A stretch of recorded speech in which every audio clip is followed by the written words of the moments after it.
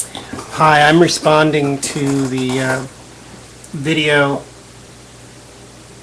Hateful and Violent Islam, Peaceful Christianity, True, False.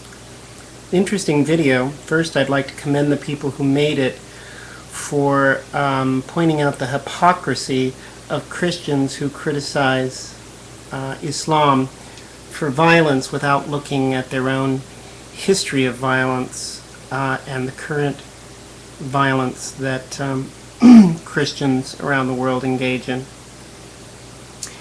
I think, though, that there are some problems with this video, and I think I would like the people who made this video to respond to what I'm saying,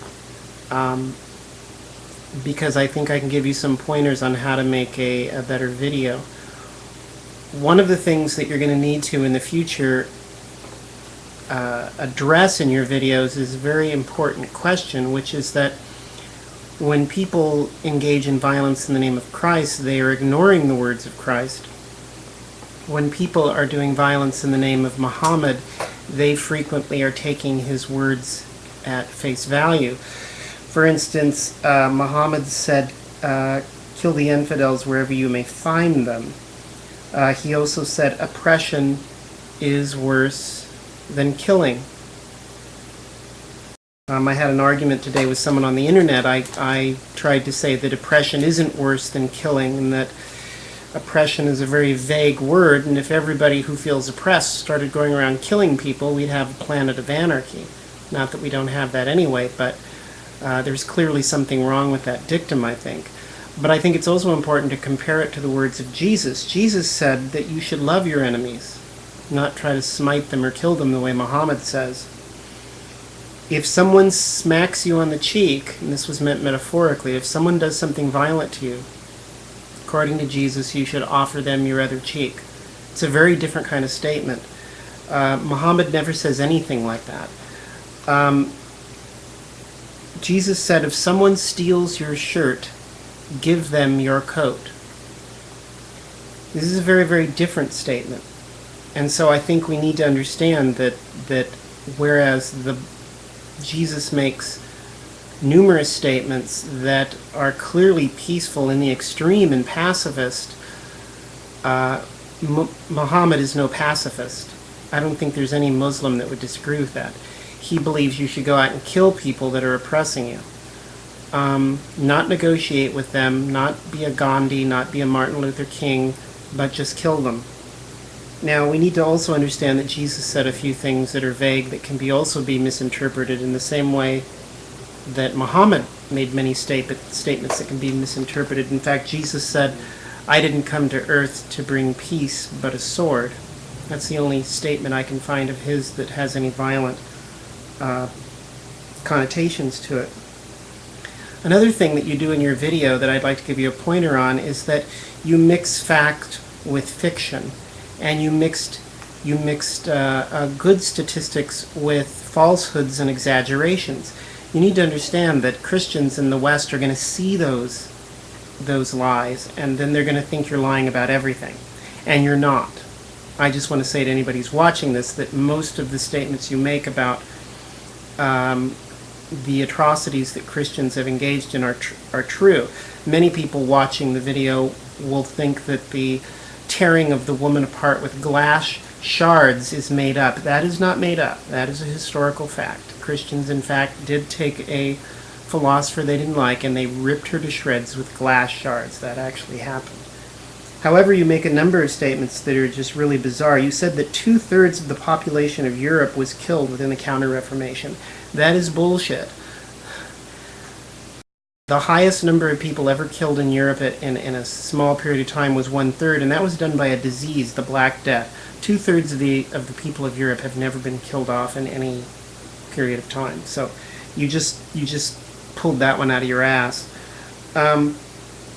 200 million deaths in World War II. There was a lot of deaths in World War II. It was not 200 million. It was probably less than half that. Also, I'd like to tell you that in World War I and World War II, the Ottoman Empire, which is an Islamic country, was involved and was engaged in just as much violence as everyone else. In fact, many of the people in the Balkans that are Islamic were also involved in the war. So it wasn't just European Christians. European Jews and European Muslims were involved in World War II. So World War II was not a Christian war. It was just a war that the majority of the people in it were Christians, and it was mostly Christians killing other Christians. There's a problem, I think, that you have in your video that I think is the main problem. And that is that you seem to be saying, and I don't think you wanted to say this, but you seem to be saying that because there's so much violence in the past in Christianity, and that there are people who call themselves Christians who currently are engaging in violence, that somehow excuses Islamic violence in the past and Islamic violence in the present. There is just as much Islamic violence and Islamic violence in the present. In the same way that Christians deny their violent past, so do Islamic people. So it's almost like you're saying two wrongs make a right or something. And I don't think that was your intention, but that's how it comes across. Remember that when Islamic civilization began, it was on the, as you know, I'm not telling you anything you didn't already know, it was on the peninsula of Arabia. It then conquered half. It conquered half of Christendom. You talk about the Crusades as this horrible, evil thing, when the Crusades conquered for maybe a couple hundred years a small sliver of what was then Islamic territory.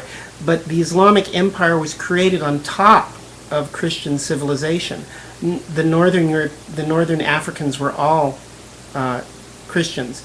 Everyone in the Middle East up to that time was either Christian or Jewish. When Islamic civilization took over those areas and conquered them, they conquered them not because those Christian countries were trying to kill them or were trying to attack Muslims. They did it because they simply wanted their land. They did it out of greed. And they also did it out of religious observance. They believed that it was their God-given right to take over Christian and Jewish or areas and make everybody Muslim. And this is what they would do. The government would say you have three choices: either die, submit yourself to attacks, and do not proselytize your religion, do not talk about your religion publicly, don't even allow your places of worship to be fixed, don't allow any crosses, don't allow any Stars of David to be seen. And the people that lived inside Islamic countries throughout history were oppressed by their neighbors, who frequently would beat people up as they came out of churches, would murder everyone in a church, and the government would do nothing about it. So your perception that somehow Islamic civilization treated Christians and Jews better than Christians treated Muslims, well, maybe, but not by much. Christians, Jews, and Muslims have been murdering each other. Everybody's been murdering each other for a very long time, and they've been doing it in the name of their religions. We all need to admit to this. I don't know why Muslims have such a hard time admitting that their religion has a violent past and a violent presence, and that violence is justified through the Quran and through other holy writings.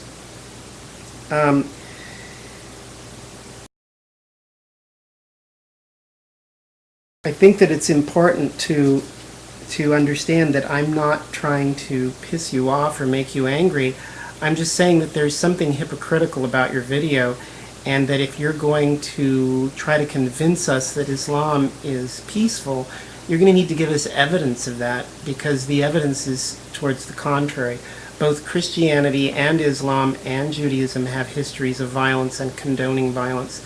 There is violence written into the New Testament, there is violence written into the Old Testament, and there is violence written into the Quran.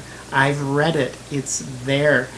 And denying that fact and denying that those writings have led to violence in the world, it isn't going to help us all live together, and it isn't going to help us reform our religion. And Islam needs a reformation badly, because fundamentalist Islam inevitably is going to lead to violence. And there are a large number of Islamic people on the planet who are either fundamentalists, or they at least have sympathies for fundamentalist people, and that needs to change. And if that doesn't change, then the conflict between our civil